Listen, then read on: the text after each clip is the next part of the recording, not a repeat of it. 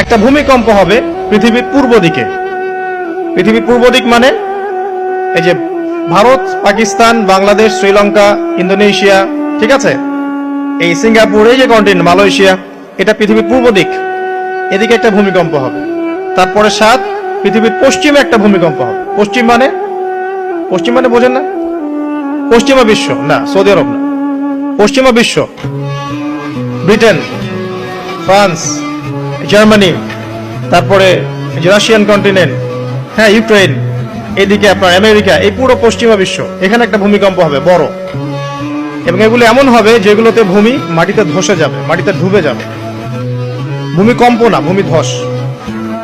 8 পৃথিবীর মাঝখানে মধ্যপ্রাচ্যে একটা ভূমিকম্প হবে, যেখানে আমাদের সো কল্ড আমিরুল মুমিনিনরা থাকে, এদের এখানে একটা ভূমিকম্প হবে ইনশাআল্লাহ। আর 9 ইয়েমেন থেকে একটা আগুন বের হবে। ইয়েমেন থেকে একটা আগুন বের হবে, যে আগুন মানুষকে হাসরের মাঠের দিকে তাড়িয়ে নিয়ে আসবে। আরেকটা বলেছেন 10 নম্বর, সূর্য উঠবে পশ্চিম দিক থেকে।